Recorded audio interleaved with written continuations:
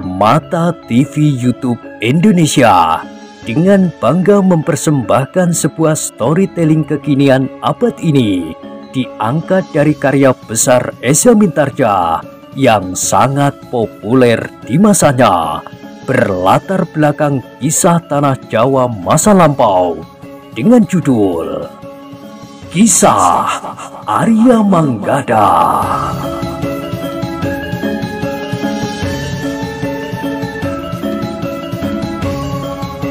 Pada kesempatan yang sangat baik ini, kita masuk pada episode yang ke-75. Selamat menikmati.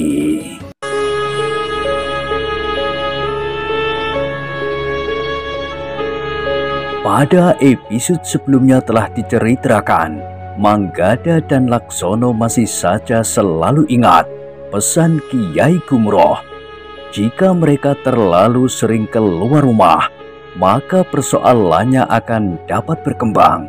Orang-orang Kiai Windukusumo mungkin akan mempunyai rencana tertentu terhadap mereka. Apalagi jika mereka mengetahui bahwa Winih memang cucu Kiai Gumroh. Namun agaknya Winih sama sekali tidak menghiraukan bahaya itu. Bahkan ketika ayahnya memperingatkan agar ia tidak usah pergi ke pasar hari itu, Winih mulai merengek. "Biarlah ia pergi," desis ibunya. "Angger Manggada dan Laksono akan menemaninya."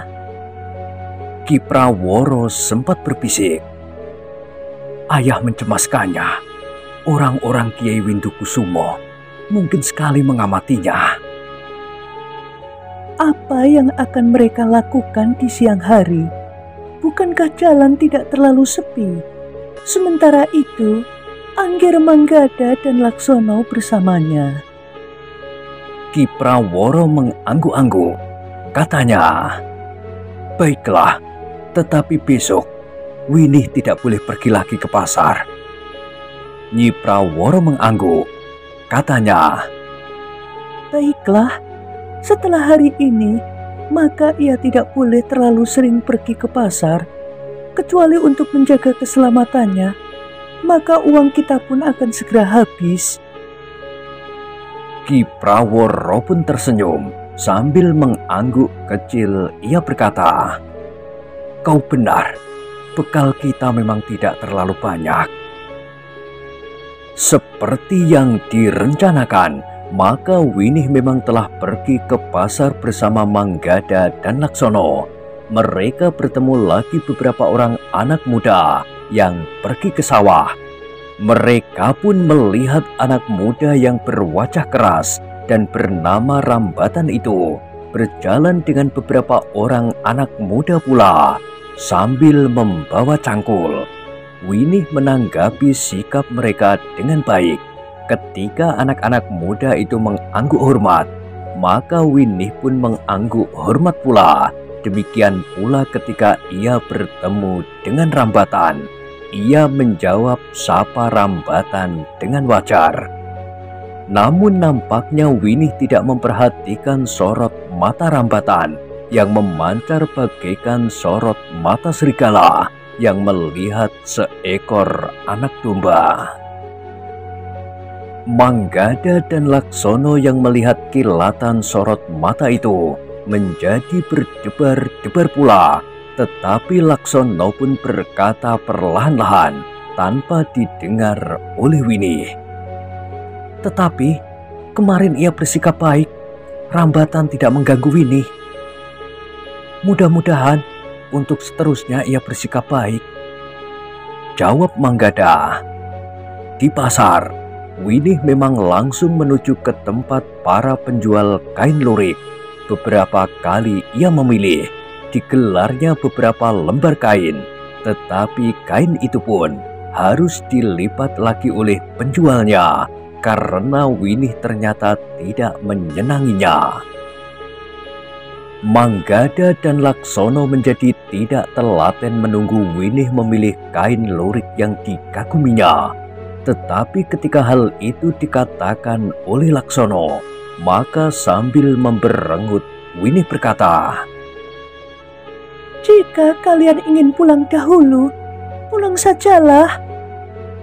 "Bukan itu maksudku, Winih," jawab Laksono. "Tetapi penjual kain itu akan dapat marah kepada kita. Berapa saja yang sudah digelarnya, tetapi kau selalu menolaknya." Winih memandang Laksono sejenak, namun kemudian katanya, "Bukankah wajar untuk memilih barang yang hendak kita beli?" "Tetapi tidak terlalu lama seperti itu." Namun ternyata Winih pun mengangguk, seperti yang direncanakan dari rumah. Maka akhirnya Winih memang memilih selembar kain yang berwarna merah bata. Tetapi sementara itu, sepasang mata masih saja selalu mengikutinya. Ternyata Darpati kawan Kundolo yang melihat Winih berada di pasar lagi telah mengikutinya meskipun dari jarak tertentu. Sehingga Winih, Manggada dan Laksono tidak mengetahuinya. Bahkan ketika Darpati itu lewat dan sempat menyinggung Winih yang sedang memilih kain lurik itu, namun yang kemudian telah mengambil jarak lagi. Dalam pada itu, setelah mendapat kain yang diingininya, maka Winih pun mengajak Manggada dan Laksono pulang. Namun Winih masih singgah untuk membeli beberapa kebutuhan dapur sesuai dengan pesan ibunya. Dengan wajah yang cerah, Winih melangkah menyusuri jalan pulang. Manggada dan Laksono yang berjalan di belakangnya mengikuti langkah-langkah kecil yang cepat itu. Sambil berpaling, Winih berkata, "Marilah, kenapa begitu lambat? Aku ingin segera menunjukkan kain itu kepada ibu. Biarlah ibu menilainya. Apakah pilihanku tepat atau tidak? Sesuai atau tidak dengan kulitku?" Di luar sadarnya, Manggada dan Laksono justru memperhatikan kulit Winih. Gadis itu kulitnya memang nampak bersih. Sebagai seorang gadis desa, maka Winih termasuk berkulit kuning langsat, meskipun nampak terpaan sinar matahari yang membakar. Seperti dikatakan ibunya, Winih hampir setiap hari dipanggang oleh panasnya matahari di sawah dan pategalan bersama dengan ayah dan ibunya.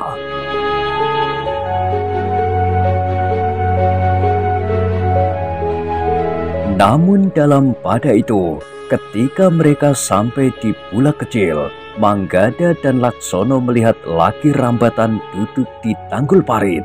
Ia tidak sendiri, tetapi Rambatan duduk di parit bersama dengan 4 orang kawannya. Manggada dan Laksono menjadi berdebar-debar bahwa Rambatan berada di bulak pendek itu bersama dengan 4 orang kawannya. Maka persoalan yang tidak diinginkan akan dapat timbul. Winih pun kemudian melihat pula Rambatan dan kawan-kawannya. Karena itu, maka berbeda dengan hari sebelumnya, Winih telah memperlambat langkahnya.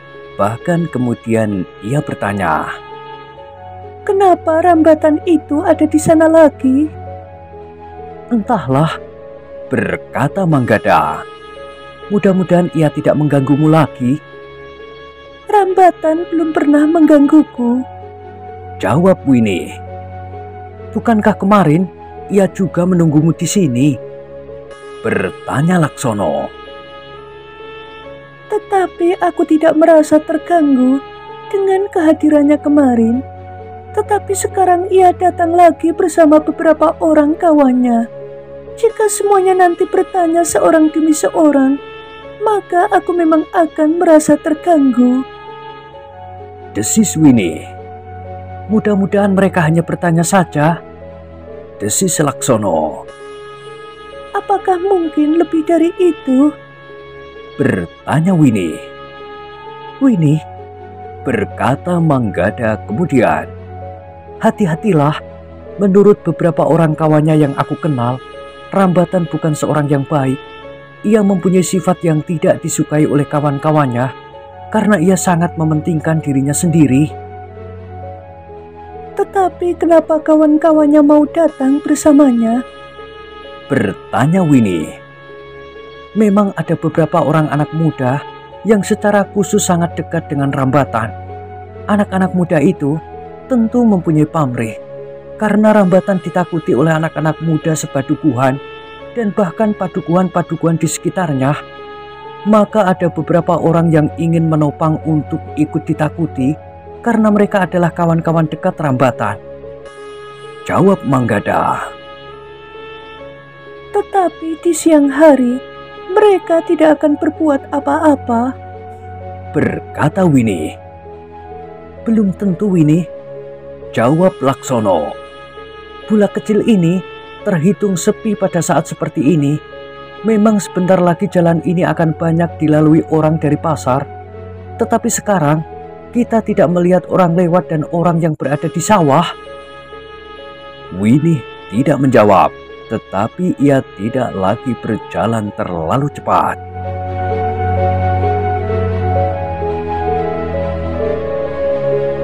Sementara itu, Rambatan dan kawan-kawannya telah bangkit berdiri. Dengan nada berat Rambatan berkata kepada kawan-kawannya, "Gadis itu tidak akan dapat menyihirku lagi." "Apakah kau pernah disihirnya?" bertanya seorang kawannya. "Kemarin aku seakan-akan disihirnya. Tiba-tiba saja aku menjadi dungu dan kehilangan akal menghadapi gadis itu," jawab Rambatan. "Sekarang apa yang akan kau lakukan?" bertanya kawannya yang lain. "Aku akan mengajaknya singgah di rumah. Aku mempunyai 2 ekor ayam yang dapat aku berikan kepadanya. Kemarin gadis itu membawa 2 ekor ayam dari pasar," jawab Rambatan. "Hanya itu?" bertanya kawannya yang lain lagi. "Iya, lalu apa?" Rambatan justru bertanya. "Aku tidak gila untuk berbuat lebih dari itu kali ini. Entah besok atau lusa. Mudah-mudahan ia berada di sini untuk waktu yang lama. Kakeknya, penjual gula itu tidak akan banyak bertingkah." "Bagaimana dengan ayahnya dan kedua orang anak muda itu?" bertanya kawannya pula. "Mereka bukan penghuni padukuhan ini. Mereka tidak akan berani berbuat apa-apa," jawab Rambatan. Kawan-kawannya tidak menjawab lagi. Winnie dan Manggada serta Laksono yang berjalan di sebelah menyebelah menjadi semakin dekat. Bertiga mereka memang nampak berhati-hati. Demikian Winnie menjadi semakin dekat, maka Rambatan itu pun melangkah menyongsongnya sambil tersenyum. Winnie yang mulai memperhatikan anak muda itu melihat betapa wajahnya nampak keras, sehingga senyumnya sama sekali tidak berkesan ramah. Tetapi Winnie justru bertanya lebih dahulu. "Bukankah kau Rambatan yang kemarin?" "Iya," jawab Rambatan. "Aku memang ingin berbicara dengan kau, Winnie." "Berbicara apa? Bukankah sejak kemarin kita sudah berbicara?" Justru Winnie yang bertanya. Rambatan mengerutkan dahinya, namun sambil mengangguk ia menjawab, "Iya, kemarin kita memang sudah berbicara." "Jika demikian, apalagi yang akan kita bicarakan?" Rambatan tiba-tiba menjadi bingung. Di luar sadarnya ia berpaling kepada kawan-kawannya. Seorang kawannya lah yang kemudian berkata pula, "Bukankah kau mempunyai 2 ekor ayam?" "Oh iya," berkata Rambatan dengan serta-merta. "Aku mempunyai 2 ekor ayam. Aku minta kau singgah sebentar di rumahku. Kau dapat membawa 2 ekor ayam itu. Bukankah kemarin kau membeli 2 ekor ayam dari pasar?" Winnie tersenyum. katanya. Terima kasih Rambatan, ayam itu masih ada sampai sekarang. Ayah belum sempat menyembelihnya. Karena itu, aku masih belum memerlukan ayam lagi. Mungkin lain kali saja.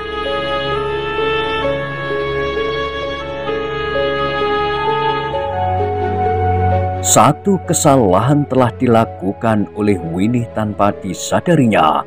Justru karena ia tersenyum, Rambatan yang melihat Winih tersenyum itu, jantungnya serasa berdebar semakin cepat.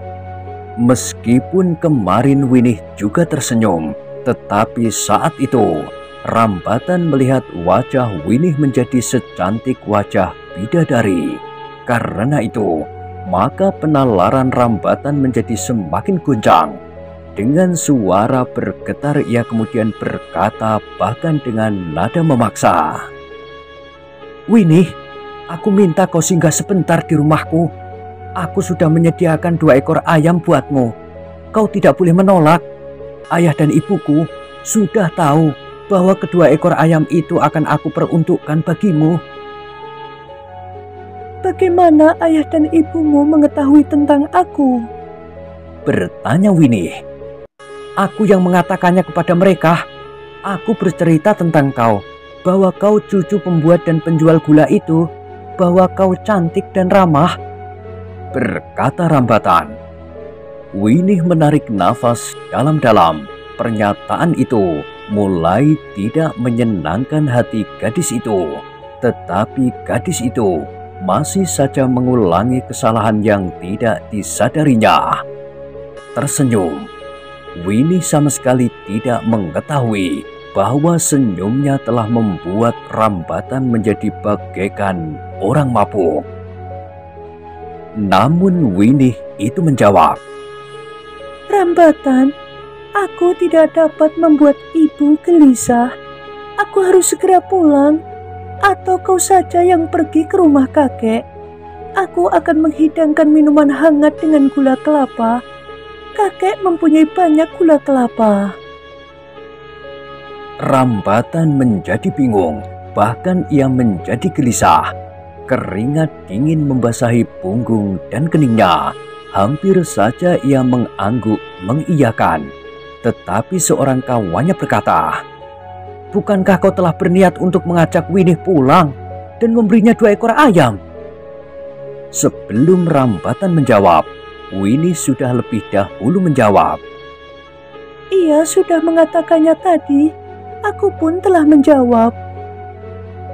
Tetapi jawabmu tidak sebagaimana dimaksudkan oleh Rambatan, berkata anak muda kawan Rambatan itu. Rambatan ingin mengajak kau ke rumahnya sekarang.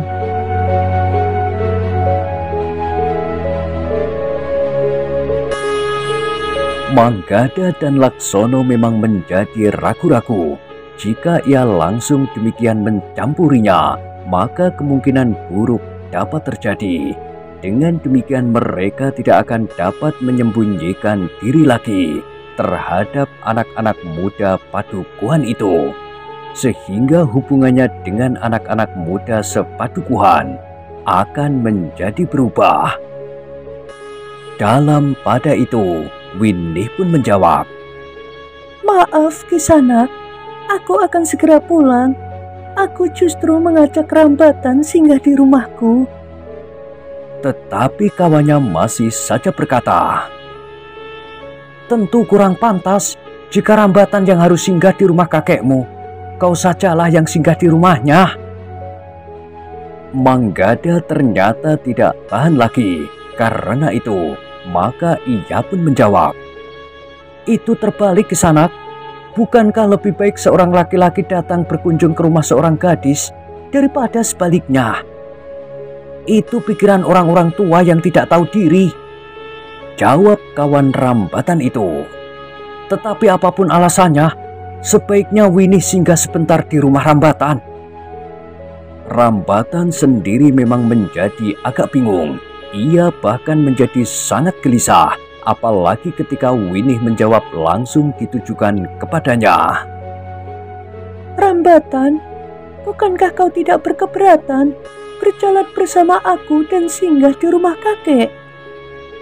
Rambatan memang tidak segera menjawab, tetapi kawannya yang lain tiba-tiba dengan kasar berkata, "Kau tidak mempunyai pilihan, Winnie. Kau harus singgah. Manggada dan Laksono juga harus ikut, meskipun kalian tidak perlu ikut singgah di rumah Rambatan." Manggada dan Laksono melihat gelagat yang tidak baik. Karena itu, maka ia tidak mempunyai pilihan lain. Karena itu, maka Laksono pun telah menjawab meskipun masih berusaha mengekang diri.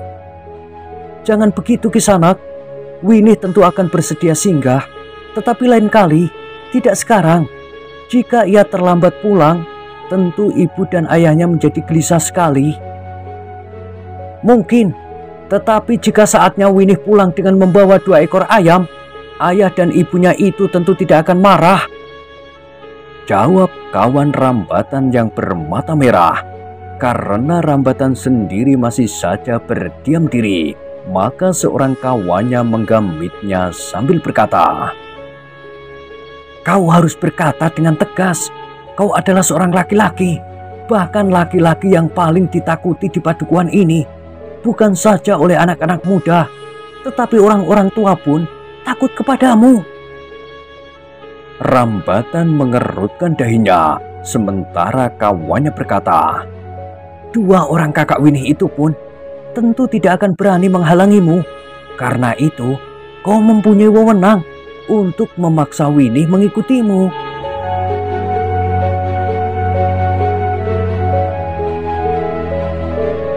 Rambatan memandang Manggada dan Laksono berganti-ganti. Meskipun ia menjadi bingung menghadapi seorang gadis, tetapi ketika ia melihat Manggada dan Laksono, maka kekerasan hatinya dan kekasarannya pun justru timbul. Hampir di luar sadarnya ia berkata, "Jangan ikut campur, nanti aku memilin lehermu sampai patah." Manggada dan Laksono sebenarnya sama sekali tidak takut terhadap anak muda yang bernama Rambatan itu, bahkan dengan kawan-kawannya sama sekali. Tetapi yang diragukan justru anak-anak padukuhan akan mengenali kemampuannya. Namun pada itu, mereka melihat seorang yang masih nampak muda, sedikit lebih tua dari Manggada dan Laksono, berjalan menuju ke arah mereka. Langkahnya lebar dan cepat, sehingga beberapa saat kemudian orang itu pun menjadi semakin dekat. "Syukurlah," berkata Winnie. "Ada orang lewat. Aku akan berjalan bersamanya jika Rambatan tidak mau berjalan bersama aku." Tetapi seorang kawannya memperingatkan, "Jangan menyeret orang itu ke dalam kesulitan. Biarlah orang itu tidak usah turut campur, sehingga ia tidak akan terjerumus ke dalam lumpur sawah yang basah itu." Tetapi orang itu sudah menjadi semakin dekat. Bahkan kemudian orang itu justru melangkah langsung mendekati Winnie. Manggada dan Laksono menjadi berdebar-debar. Hampir saja mereka menahan orang itu agar tidak berdiri terlalu dekat dengan Winnie. Tetapi demikian orang itu berhenti, maka ia pun segera menghadap ke arah Rambatan sambil berkata, "Apakah kalian bermaksud mengganggu gadis ini?" "Siapakah kau?" bertanya kawan Rambatan. "Namaku Terpati. Aku kebetulan saja lewat. Dari kejauhan, aku melihat sesuatu yang tidak sewajarnya terjadi di sini, sehingga aku tergesa-gesa mendekat." Rambatan yang melihat sikap anak muda itu, hatinya bagaikan disulut api.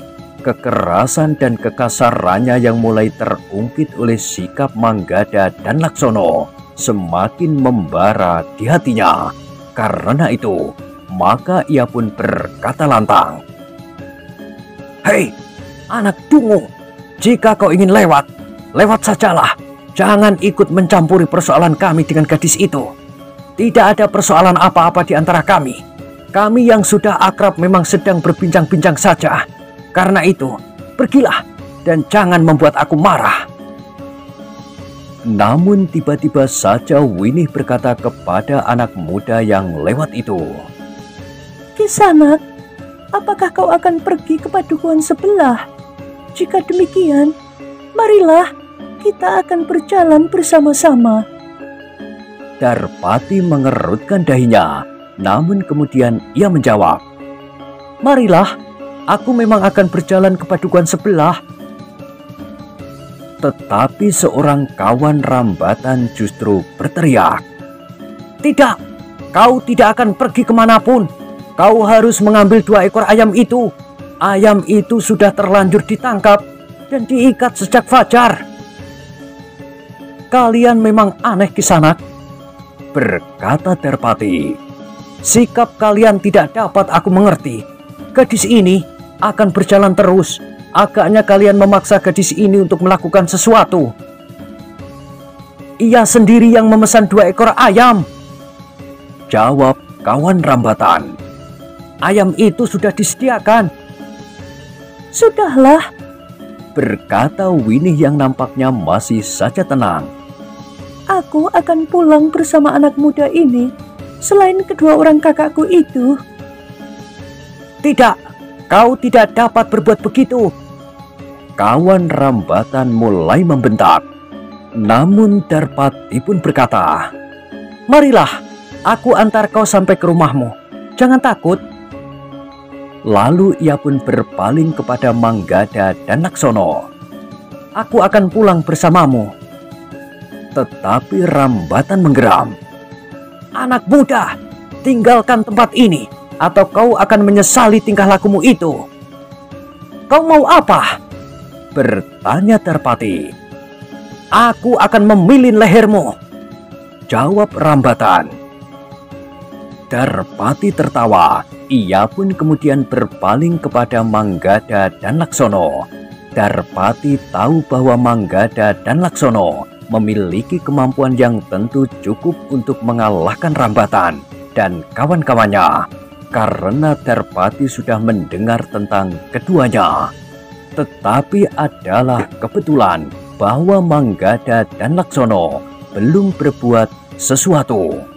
Darpati memang merasa beruntung mendapat kesempatan itu, karena dengan demikian ia akan dapat berkenalan dengan Winih dan bahkan telah memberikan jasa baiknya pula.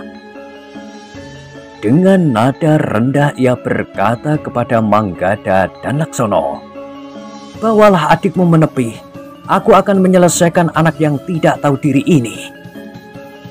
Setan kau, geram Rambatan. Ia sudah terbiasa berbuat kasar di antara kawan-kawannya, maka ia adalah anak muda yang paling ditakuti.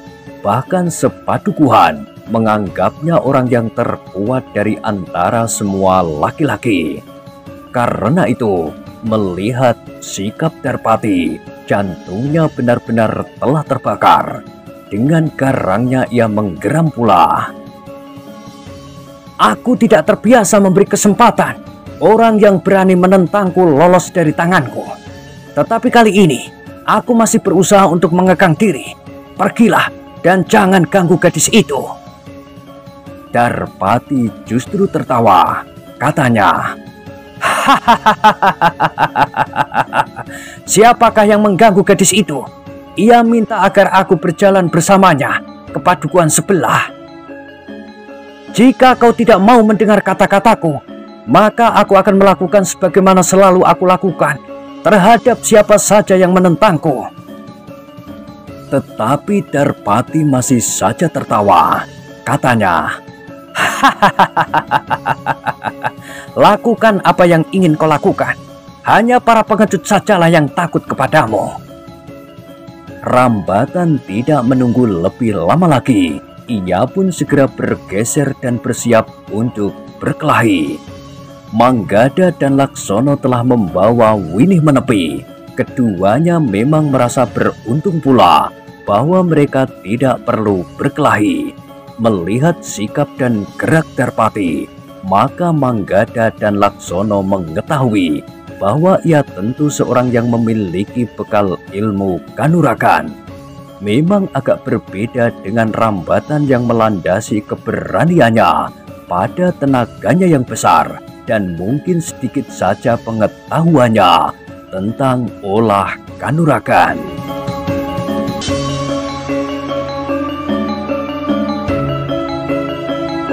Demikianlah, sejenak kemudian maka Rambatan pun mulai menyerang dengan garangnya. Tenaganya memang kuat sekali. Ayunan serangannya telah menggetarkan udara di sekitarnya. Tetapi Darpati tersenyum saja melihat serangan itu. Dengan gerak yang sederhana, ia berhasil menghindarinya. Bahkan demikian tangan Rambatan terayun sejengkal di hadapan wajahnya. Maka dengan keempat ujung jarinya yang terbuka dan merapat, Darpati menyentuh lambung Rambatan. Sambil menyeringai menahan sakit yang menyengat itu, Rambatan meloncat surut. Darpati tidak memburunya. Sambil tersenyum ia berkata, "Kisanak, untuk memenangkan sebuah perkelahian, seseorang tidak cukup mengandalkan kekuatan kewadakan saja. Tetapi kita harus mengenal cara dan akal untuk mengatasi sekedar kekuatan wadak. Bahkan seseorang yang lebih lemah akan dapat mengalahkan lawannya yang jauh lebih kuat, justru dengan meminjam kekuatan lawannya yang berlebihan itu." "Cukup!" bentak Rambatan. "Aku tidak perlu sesorahmu. Aku justru ingin mengoyak mulutmu itu." Darpati justru tertawa. Katanya, "Kau harus berlatih bertahun-tahun untuk dapat menguasai dasar ilmu untuk menyelesaikan tataran pertama, dan bertahun-tahun untuk tataran kedua dan berikutnya." Tetapi Rambatan tidak menjawab. Sekali lagi ia meloncat menyerang. Tangannya yang kuat dengan jari-jari terbuka menerkam wajahnya. Darpati sama sekali tidak mengalami kesulitan untuk menghindarinya. Tetapi Darpati tidak menghindar seluruhnya. Seperti yang dikatakan, maka Darpati justru menangkap pergelangan tangan Rambatan dan mempergunakan tenaga dorongnya. Maka Darpati membalikkan tubuhnya sambil menarik tangan lawannya. Tarikan yang tidak begitu kuat didorong oleh tenaganya sendiri. Maka Rambatan justru terlempar lewat di atas pundak Darpati yang merendah sambil membalikkan tubuhnya. Rambatan benar-benar telah terlempar, bahkan berputar sekali di udara dan jatuh terbanting di tanah.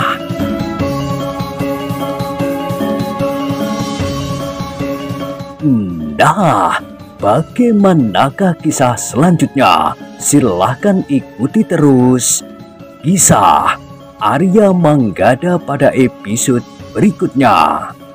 Sampai jumpa.